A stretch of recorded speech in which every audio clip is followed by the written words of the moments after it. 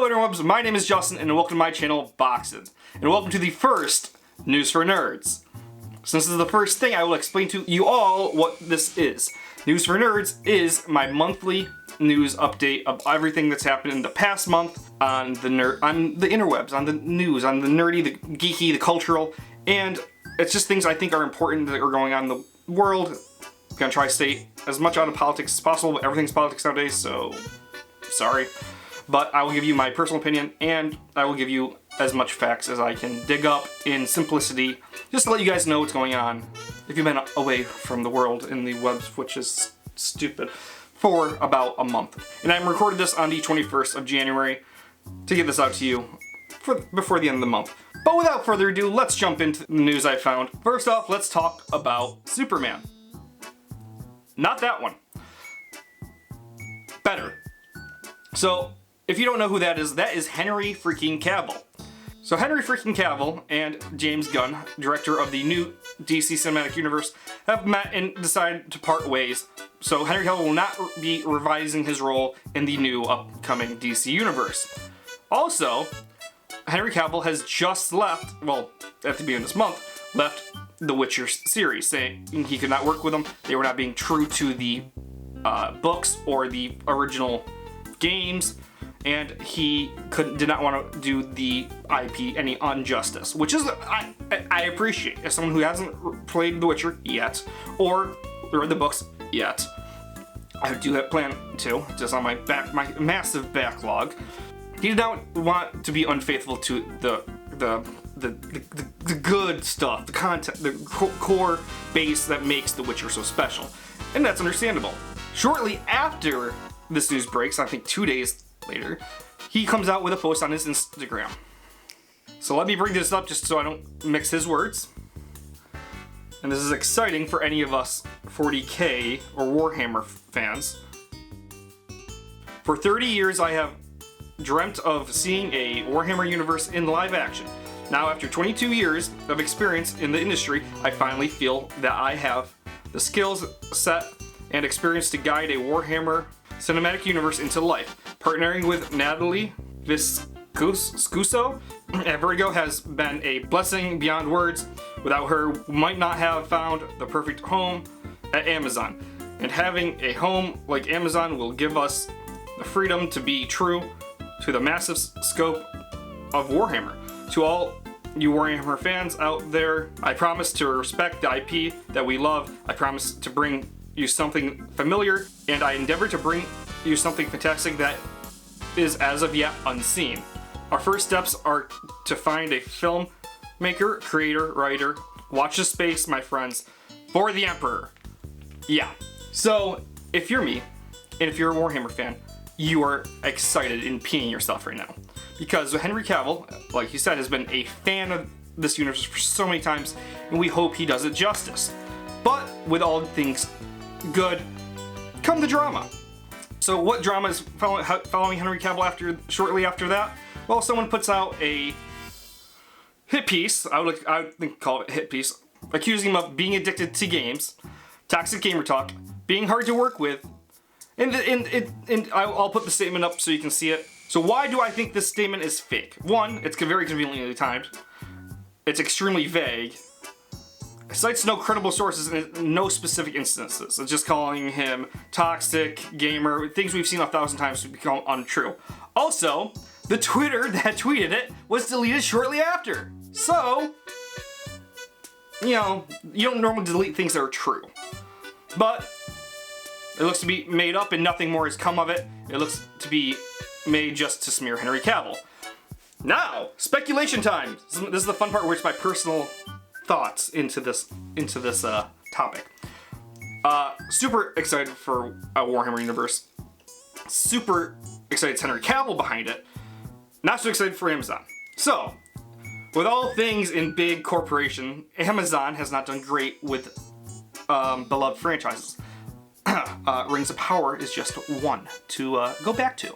It wasn't very great, and with their ESG scores, all that fun stuff, policies in there, I'm hoping that Amazon will back off of this, let Cavill be Cavill and be a fan and do justice to the storyline of the grand universe that is so epic and crazy and religious zealotry and pew pew pew and bang and boom and exterminatus. Yeah. Let's hope that Amazon backs off, gives them enough funding to make a decent film, universe, movie. And by the way, Henry Cavill, one word of advice. Do not put yourself in the boots of the God Emperor himself. Instead, my opinion is get 3 big voices, like 3, famous actors. Maybe what's his name? Who's the guy who does voices everything? Morgan Freeman. There we go. Yeah, get Morgan Freeman, get someone, and then he can just be a voice. He'll be a skeleton sitting on the throne, sacrificing millions of psychers a day to his grand will, and so he can live on. And yeah, then he'll be just a voice. It'd be great, because the God Emperor is so much more than an actual being. He is the idea, he is the culmination of all the universe, and the thoughts of the people and how things work. Alright, not gonna get too much into that. If you like Forum for K, you know what I'm talking about. If not, what do you guys think about this? Do you think he'll do a good job? And what do you think he should start with? I think Gaunt's Ghost would be cool. There's so many places. If you want to do a series, I would do the War of Armageddon by himself. You have Orcs, you have Chaos, you have Space Marines, you have Imperium. It's just crazy, and it'd be a cool thing to see on the big screen. That being said, Amazon and Games Workshop have not confirmed they have come to an agreement for this IP. So, I will stay tuned and keep my ear to the rails for the train coming down the tracks in this. Please let this happen, and we'll see. Next on our Nerdy News list is the OGL for Wizards of the Coast and D&D, aka Hasbro. Thanks. More corporate good news. Bad news actually.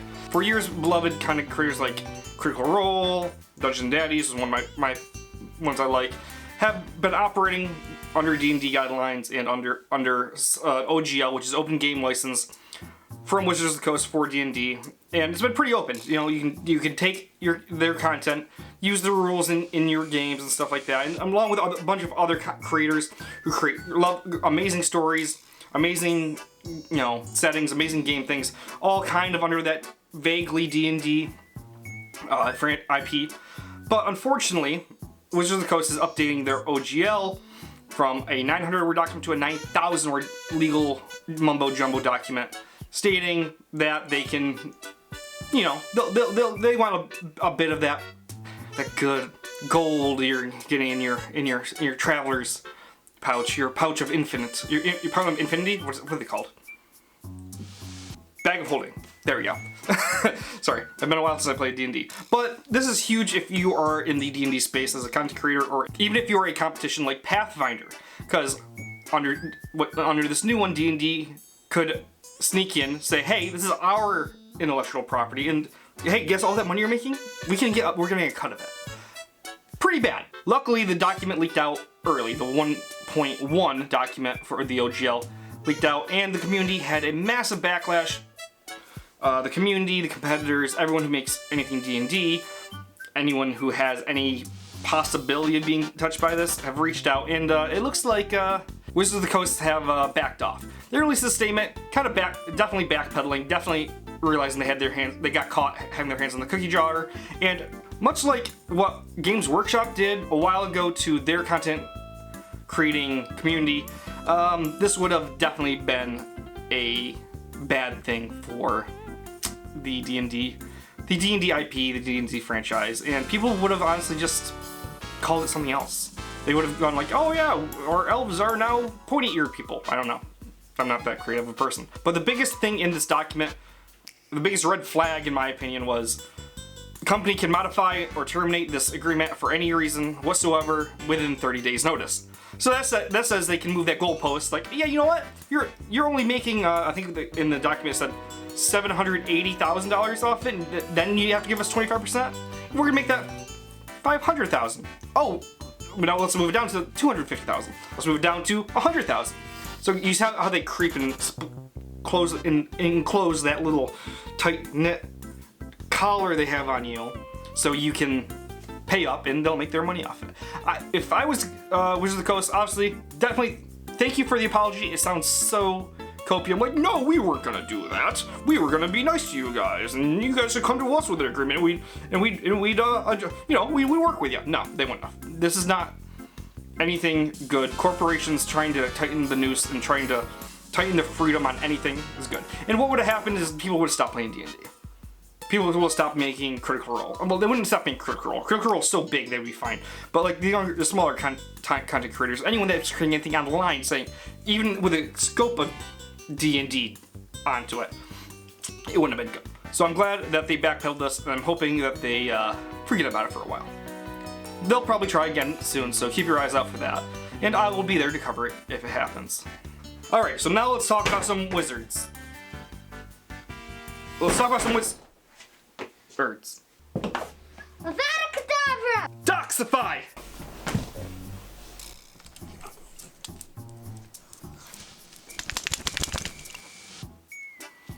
Boy, do I hate Death Eaters.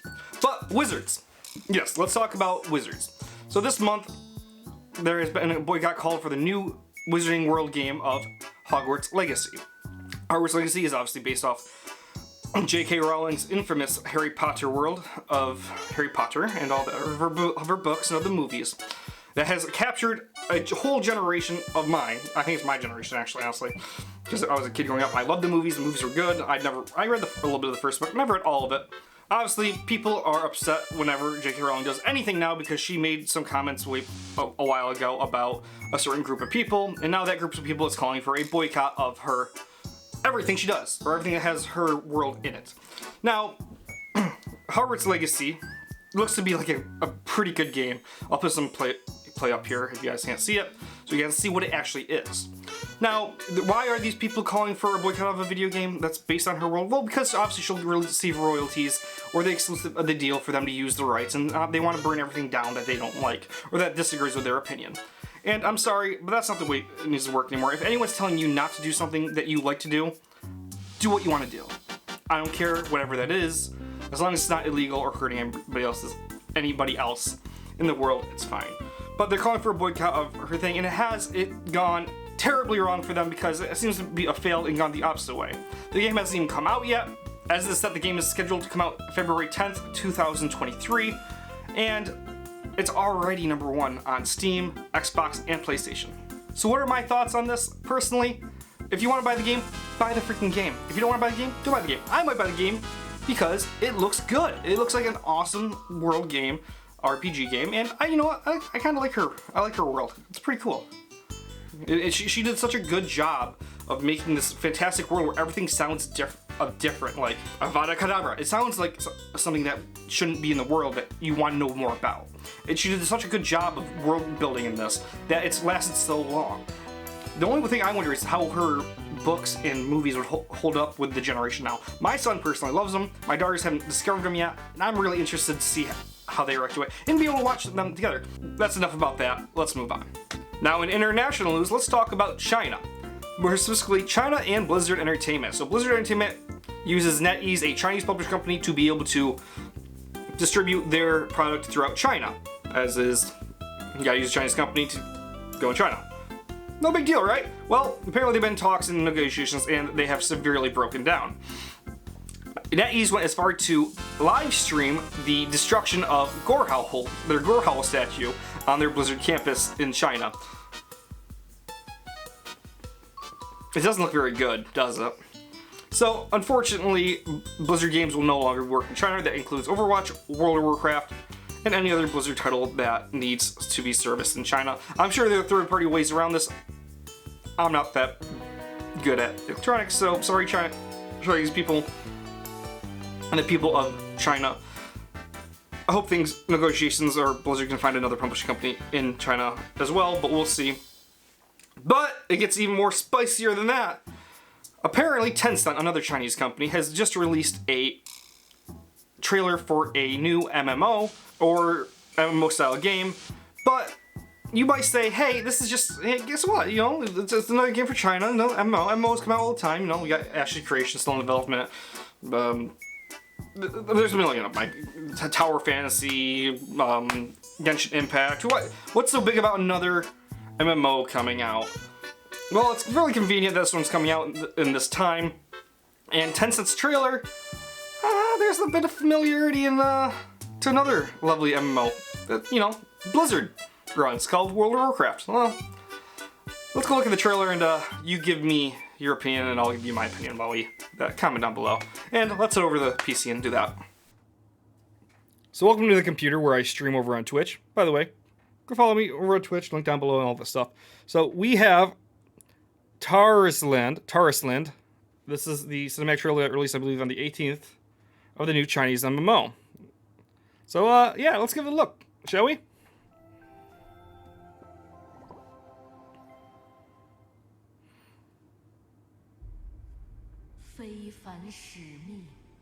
It's in Mandarin, by the way, so you won't be able to understand it. And that looks like Sylvanas a little bit, right? Oh, funny. It looks like a Hearthstone. Yeah, Portal, that's fine. Stargate, whatever. Teldrassil? That looks familiar. I mean, generic fantasy world, whatever. Again, there's always so much stuff that you can do before things just start to overlap. But, oh, Jaina? Was that Kel'Thuzad or... Oh, the warships from the Horde and Alliance? That's basically... Is that Deathwing? Oh my goodness! Well, isn't that kind of a coincidence, isn't it? I think I've seen that somewhere. Although it looks like a better boss fight than the Deathwing boss fight.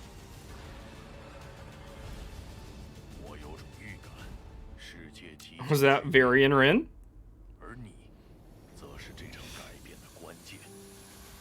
I mean, dragon riding?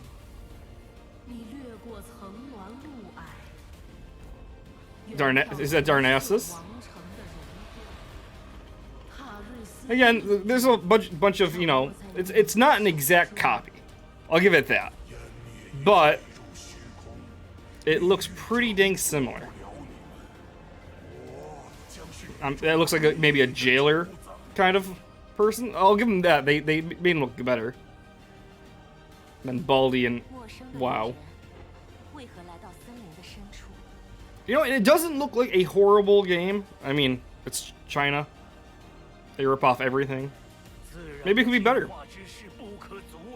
I mean, you get a magic class, hunter class, warrior class, maybe a rogue class.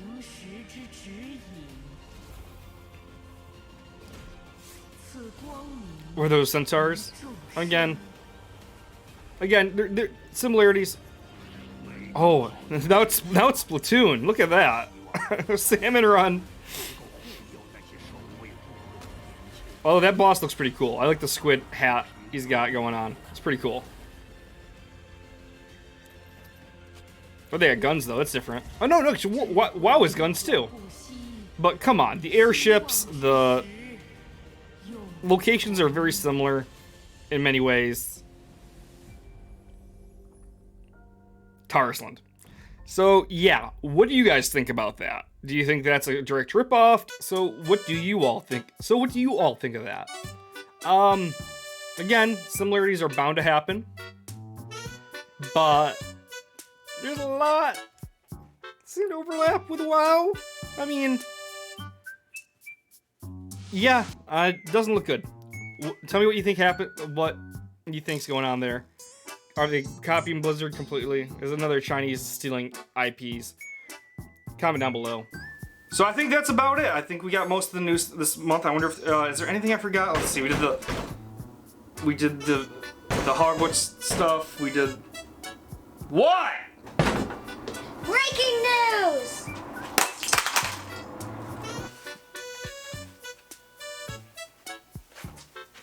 News that'll melt your face off. Was that really necessary? Alright, what's this? Ooh, I don't really want to touch this one. Velma. So yeah, this was a show that came out this month, and it didn't do well at all. They really seem to be ruining the beloved IP of Scooby-Doo and Velma with self-imposed characters, making people seem really bad, who really shouldn't be, and yeah. So obviously an audience score of 6% and a tomato meter score, which is the critics rating, of 52%, with 7,956 rating of the audience score and a 27 rating from critics. Yeah, and I've seen a little bit of it. So yeah. Let's just not talk about that one. So that's it, fellow nerds. That's the news for nerds for this month. And I hope to bring you more next month. So if you guys like this, remember, give me a comment down below. Let me know what you think. Let me know if there's any news you want me to cover for the next one. Let me know if you like this. Go ahead and give me a thumbs up or a thumbs down. Both of them I really want to know. It'll help me. And if you think, I hope I do better next time and will improve in this. I hope you like the funny skits we put into it. My son does a great job to help me out. Thank you very much to him, Patrick. And if you guys want to go hang out and talk with me over on Twitch, I stream a couple times a week over on Twitch on my Twitch channel, the Boxins. And thank you, nerds, geeks, and all you freaks in between. Keep on rocking, keep on fighting. Till next time. Bye.